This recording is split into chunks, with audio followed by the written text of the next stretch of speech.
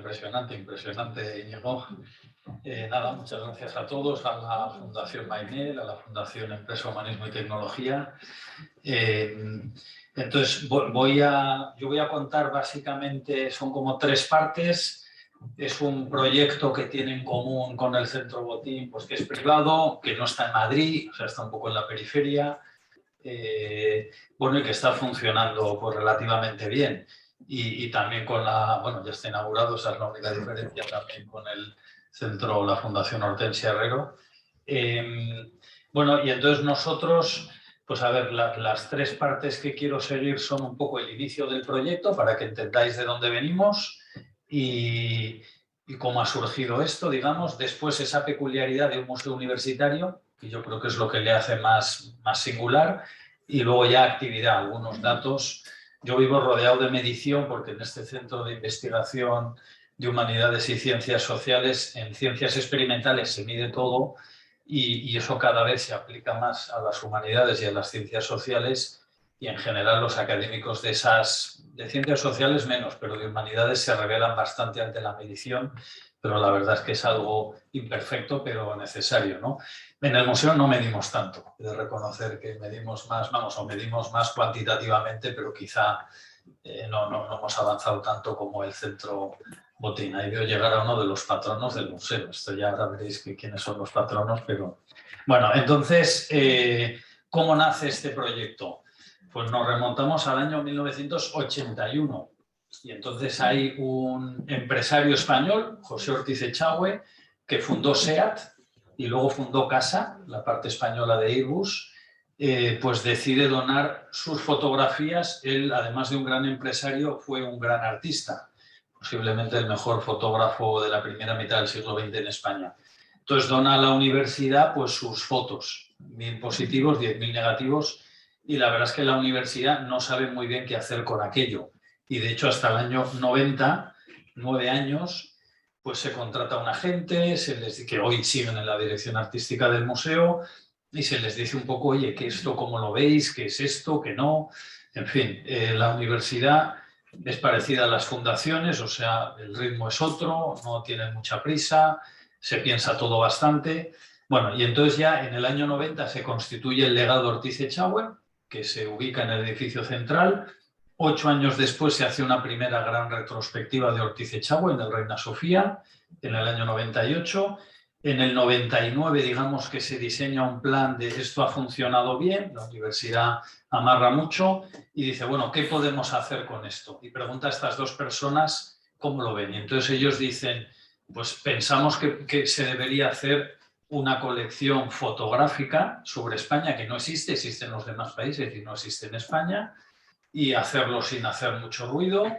Y bueno, y entonces se va constituyendo un fondo fotográfico que luego saldrá, ya son más de 20.000 positivos, 250.000 negativos, toda la historia de la fotografía sobre España y bueno, pues una de las grandes colecciones de fotografías sobre España, si no la más relevante, ¿no?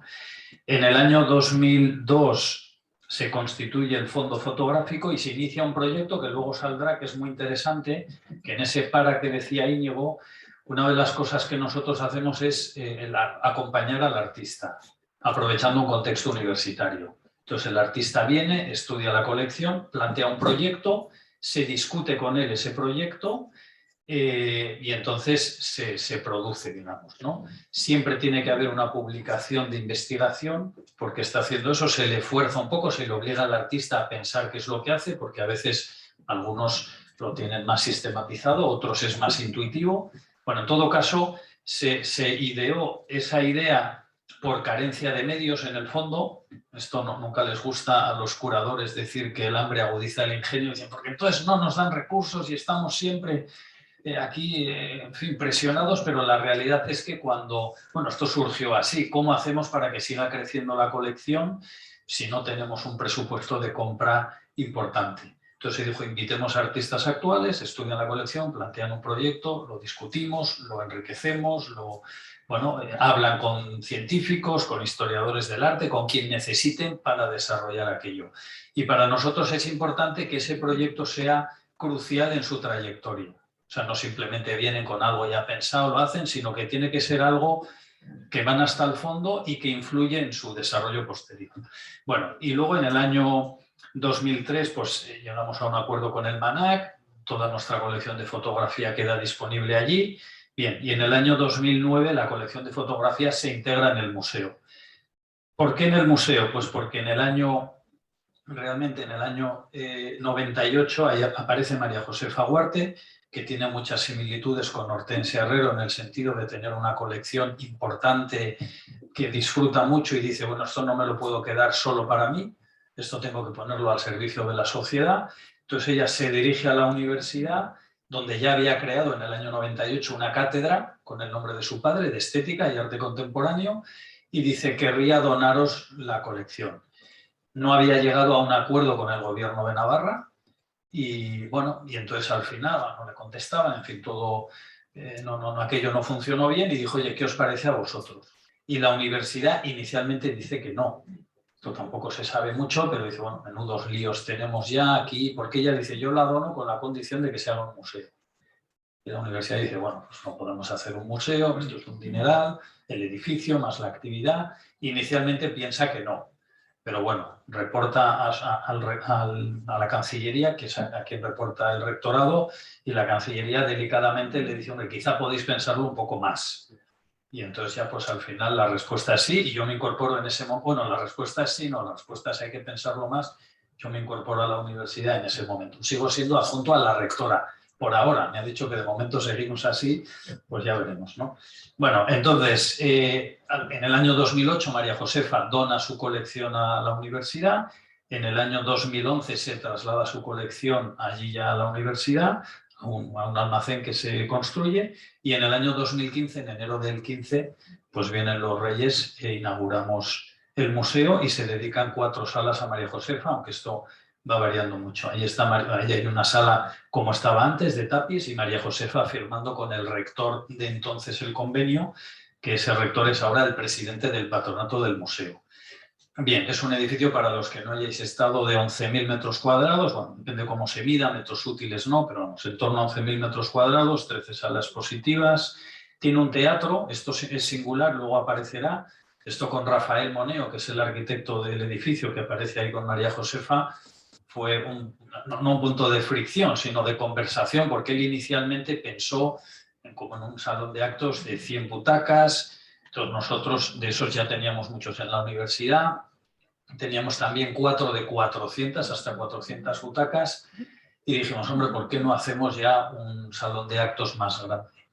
Ahí le dimos vueltas y vimos que si era un teatro servía como salón de actos y no al revés, si era un salón de actos no servía para teatro.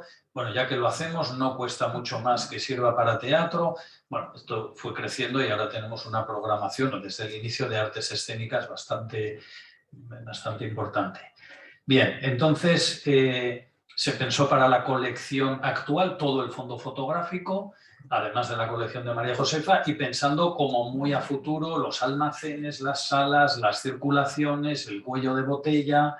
Yo recuerdo que me fui a Estados Unidos, que es donde más museos universitarios hay, porque en Europa hay muy poco, y entonces vi a 10 directores de museos y la última pregunta que les hacía a cada uno es ¿qué no te he preguntado y deberías saber?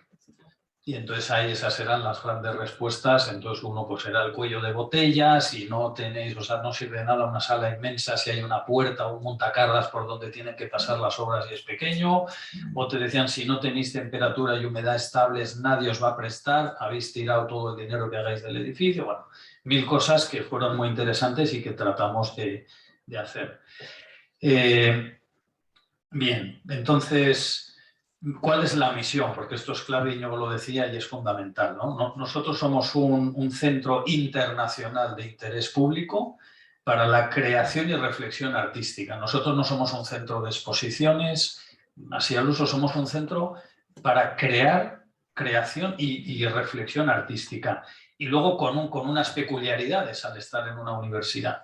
Entonces, con un carácter interdisciplinar, un carácter investigador, docente y social. Bien, en el año 2008 nos dieron un premio la Comisión Europea, ¿no? Uno de los premios de Museo del Año en Europa, y lo que decían, bueno, diversas cosas, pero sobre todo al final decían que este enfoque inclusivo y multidisciplinar tiene el potencial de redefinir el papel de los museos universitarios en todo el mundo. Esto nunca lo hubiésemos dicho nosotros, porque es como demasiado, y luego el navarro ya sabéis que es un hombre de perfil bajo, más de hacer que de decir, pero bueno, realmente sí que nos han contactado de Harvard, nos han contactado de Princeton. Esto tampoco es tan habitual que te contacten, ¿no? Para pedirte experiencias. Entonces tú contestas el mail. Sí, bueno, a ver cuándo saco hueco para contestarte y tal. Pero realmente Harvard nos preguntó cómo lográbamos implicar tanto a los alumnos en el centro. Fue la primera noticia. Nosotros tampoco teníamos mucha sensación de que se implicaban tanto. Decíamos, a ver si logramos que vengan más, que solo vienen algunos, tal. Pero bueno, desde luego más, muchísimo más que la media de los museos universitarios habituales. Y Princeton precisamente porque al hacer un teatro dentro, pues eso ha generado una convivencia de las artes que no es nada habitual, y entonces también estaban pensando tirar su museo, de hecho lo tiraron, hicieron uno nuevo, intentar meter un teatro dentro, pero no tenían metros cuadrados suficientes. Dos, ¿no? Segundo punto, museo universitario. Ahí tengo unos vídeos, pero me los voy a saltar. Pondré uno al final. O sea, una cosa que tienen los museos, bueno, que deberían tener los museos universitarios por lo menos, o el nuestro, es la interdisciplinariedad. Ahí pongo un vídeo a Cuidarte. Cuidarte ha sido una iniciativa que hemos hecho durante la pandemia.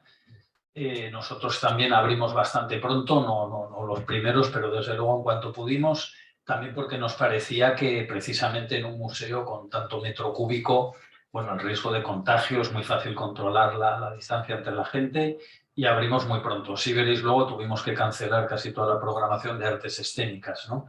Y luego incluso en septiembre del 20, en mitad de la pandemia, inauguramos Big Muniz, una super exposición, inauguramos Luis Bordillo.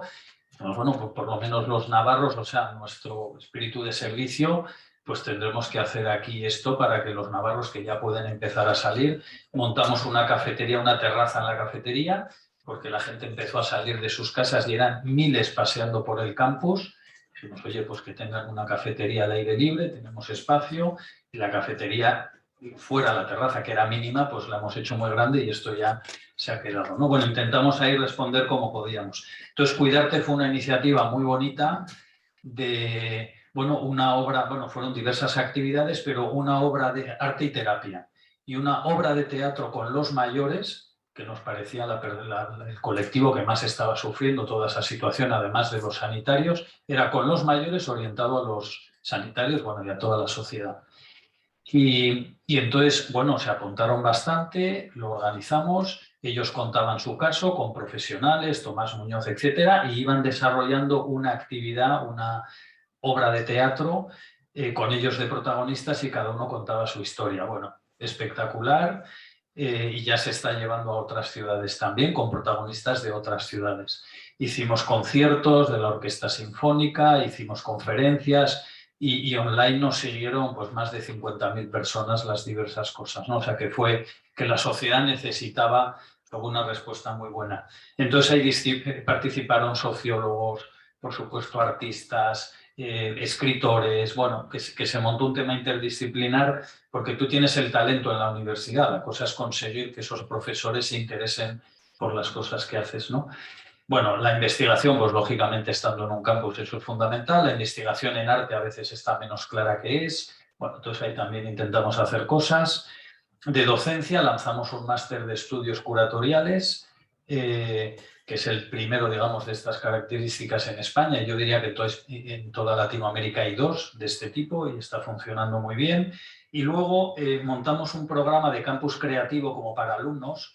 Teníamos habitualmente lo que es en una universidad la extensión universitaria, y entonces esto se incorporó más tarde, luego veréis los números, porque al principio seguía coexistiendo con el museo, pero luego lo integramos ya dentro del museo. Y entonces eso está funcionando muy bien. Hemos creado un programa de talento artístico, de manera que cualquier estudiante de la universidad, a la vez que estudia su carrera, pues puede desarrollar sus capacidades, sus intereses artísticos casi a nivel profesional. Hay una orquesta sinfónica de alumnos, Hay un coro también pues, que actúa por diversos sitios, o sea, muy profesional. Teatro, hay 7 grupos de teatro, más de 300 estudiantes, y los 2 mejores grupos actúan en el teatro. Otros justo ahora, que es la primera quincena de marzo, actúan en la ciudad. Bien, entonces toda esa parte de campus creativo está lleno de talleres de creatividad para no creativos, talleres de dibujo, talleres de danza, talleres de, en fin, Antonio López también viene, bueno, de todo. Y el quinto punto van a ser 7 de peculiaridades de un museo universitario. El quinto punto es el acompañamiento de artistas. Esto para nosotros es fundamental, que vengan en residencia. Hay que tener muy claro, como decía Íñigo, tú, por qué tienes que existir.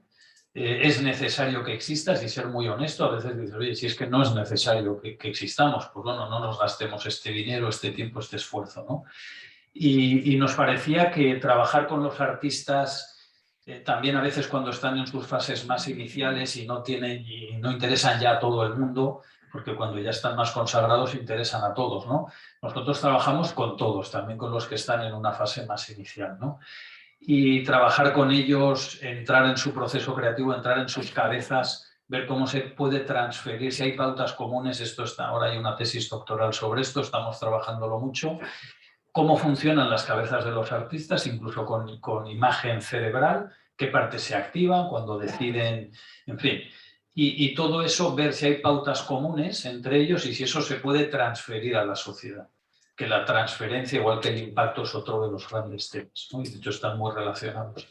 Y ver si esto puede hacer más emprendedor a un empresario, mejor investigador a un médico, lo que sea. Entonces ahí a través de la Innovation Factory, que es toda una iniciativa de emprendimiento con alumnos, a través del IESE, de nuestra Escuela de Negocios con empresarios, a través del ICES, el Centro de Investigación en Humanidades, bueno, estamos trabajando bastante esa línea.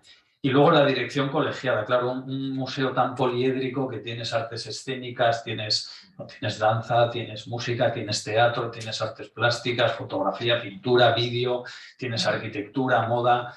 Pues al final hicimos una dirección colegiada con expertos en cada área y la verdad es que funciona muy bien, que eso es bastante milagroso. Y bueno, y entonces y todos se enriquecen, no solo es multidisciplinar, que cada disciplina dice sus cosas, sino realmente interdisciplinar, o sea, crean cosas juntos. A ver, por ejemplo, vino el Ballet Nacional de España para hacer el sombrero de 3 picos de Manuel de Falla. Pues además de que esto lo haces en el teatro, haces una exposición de los figurines de Picasso, pero además haces una publicación de cómo Picasso influyó en las artes escénicas y cómo a él influyeron también, ¿no? Entonces, tener en el mismo espacio, digamos, un teatro, una sala expositiva, todo un trabajo de investigación con mesas redondas, ¿no? de publicaciones de cuartil 1, esto es muy del mundo académico, etcétera, pues lo hace singular, ¿no? Bien, y por último, otro tema, bueno, que no tiene por qué tener los museos universitarios, pero desde luego el nuestro pues lo tiene, porque si no, no sería viable. O sea, nosotros no tenemos una fundación detrás que te dé los recursos. Está la Fundación Universitaria de Navarra que te da algo, pero bueno, tienes que, cada año, digamos que nuestros ingresos propios son más de 1 millón de euros que hay que conseguir pues de entradas, de la tienda, de alquiler de espacios, y luego todo se completa con donativos de patronos del museo, que estos son los fundadores del museo. Va a haber 50, de momento hay 36. Nos hemos marcado que a los 10 años de inaugurar, en enero del 25, pues debemos tener los 50. Gente de todo el mundo, de todas las religiones, de todas las culturas, porque el arte es un lugar de encuentro muy, muy bonito y un modo de llegar a la verdad es la belleza, no solo la razón, y es un espacio bastante más de convivencia o con menos discusiones. Luego, bueno, y el patronato promotor, o sea, estos fundadores son fundamentales. O sea, la verdad es que el motor del museo, igual que la dirección artística colegiada, y son los patronos. Nos obligan a salir del área de confort, a hacer cosas con mucha raíz local y un servicio a Navarra, pero con mucha proyección internacional. Vienen artistas de todo el mundo, muchas veces de los países donde están ellos, claro, porque al final eso es natural, ¿no? Acabamos de lanzar los Amigos Internacionales, de momento tenemos 13, bueno, uno ayer confirmó 14, queremos llegar a 25 al final del verano y queremos que sean como unos 40, tampoco pueden ser muchos más. Amigos del museo, pues tenemos ahora algo más de 400. Bueno, patrocinios de actividad, bueno, ahí veis empresas también. Tercer punto, actividad. Esto muy rápidamente y son números más que entrar en cómo esto está influyendo en cada uno y tal, es una cosa más cuantitativa. Bueno, este año fuimos finalistas en el 21 de la New European Bauhaus. De hecho, la Universidad de Navarra presentó 4 proyectos entre 2000 y se seleccionaron en un bloque 30 y en otro bloque otros 30 y los 4 fueron seleccionados. De los 2000, los 4 de la universidad y entonces nos dieron uno, al museo no le dieron, ya nos dijeron que iban a dar uno, ¿no? Y había, bueno, pero en todo caso que hemos estado ahí, Museo del Año en Europa 2018, Premio Laos de Diseño el 15, Mejor Edificio de Navarra, bueno, según la revista D en 2020. Y luego, los otros números me los salto, pero básicamente tenemos casi 100.000 visitantes al año en una ciudad no llega a 200.000, que está bien y, hombre, se presupone que las exposiciones son buenas, ¿no? Pero bien. Y luego muchos estudiantes, pues esos son los que participan en Campus Creativo. Tenemos un 35% de público joven, que esto es complicado a veces en los museos y sí que vamos haciendo cosas en esa línea. Más de 1.000 apariciones en medios al año. Mediáticamente, pues el arte tiene mucho impacto. 34 artistas, premios nacionales, 15 han recibido el premio nacional después de trabajar con nosotros.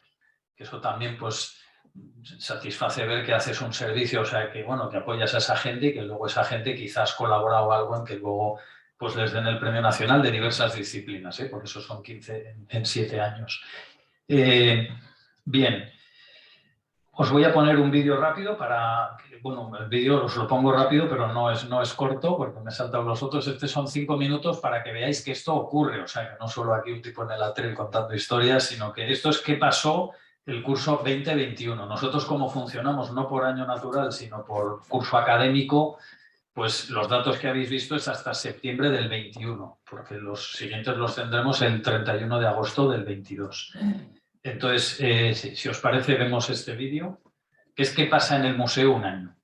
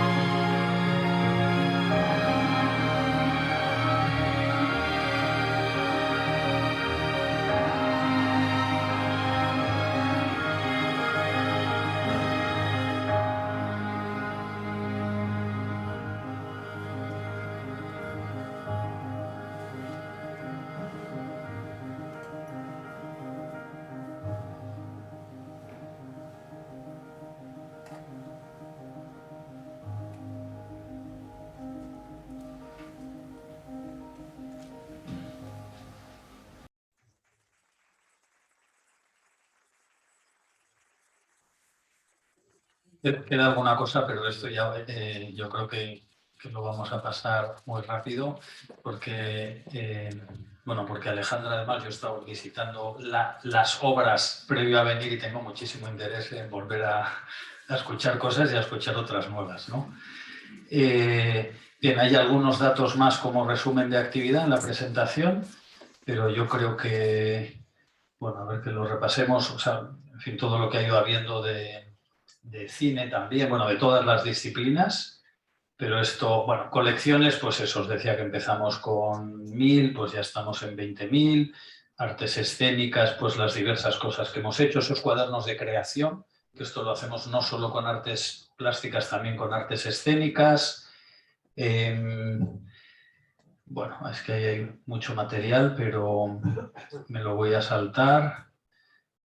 O sea, cada vez vamos incorporando cosas y afinando un poco más, ¿no? La noche en blanco, esto que habéis visto de estudiantes, la voz de tu facultad, eso es lo que más éxito tiene entre los estudiantes. Entonces, a veces la dirección artística se resiste, ¿no? Hombre, esto no es arte duro y tal. Bueno, ya, pues esto tiene que ser un plano inclinado. Entonces, eso es un concurso que buscamos la persona que mejor canta del campus. Entonces, hay semifinales por facultades. El que gana en su facultad va a la final. La final es este día 18. Estáis todos invitados, aunque tengo 20 entradas porque se han vendido todas, estas ya un mes antes no quedan entradas. Y entonces es muy bonito, un día, anécdota y termino, me para una alumna por el campus y me dice, don Jaime, tal, ya te tratan de usted, ¿no? Pues ya lo asume, sí, sí, pues dime tal. Y me dice, no, que quería agradecerle el museo. Y entonces, pues típica pregunta retórica, ¿te gusta? Tal. Y me dice, no, bueno, es que esto me da mucha vergüenza decírselo, pero me han dicho mis padres que lo haga y tal. Dice, yo era una alumna invisible. Entonces yo ya, una alumna más bien grande, digo, no, debe ser otro tipo de invisibilidad. Y entonces ya me explicó, me dijo, pues mire, yo mis notas eran bastante normales, no eran muy malas, pero desde luego no eran buenas, pues tampoco me prestaban mucha atención, mi autoestima, en fin. Y me dice, pero yo soy muy buena cantando. Entonces participé en el taller de musicales, hice un musical, luego me presenté a la voz de tu facultad, gané en mi facultad, fui a la final. Dice, claro, eso les entrenamos, ¿no? Entonces, dice, después de cantar delante de 700 personas, después de trabajar en equipo, porque si alguien no da la nota en un musical o no está en su sitio, pues tú tampoco te luces, tal. Dice, he hecho unas prácticas en una empresa en verano y me han dicho que me quieren contratar en cuanto termine. He dicho, pero bueno, hay gente con mejores notas, tal. Y le dijeron, no, no, es por cómo te expresas en público, cómo trabajas en equipo. Dice, cosas que he aprendido, pues no en el entorno específicamente académico o estrictamente académico, ¿no? Bueno, entonces Campus Creativo nos está dando bastante alegría y hacemos cada vez más cosas, yo creo que ya demasiadas. En el cine, pues también hemos ido uniendo, a veces es un hilo conductor de todo lo que vamos haciendo, o sea, todo está interconectado y se potencia. Y bien, y ya está. Pues oye, muchas gracias, estáis todos invitadísimos, gracias por vuestra atención. Y me alegra estar con ustedes.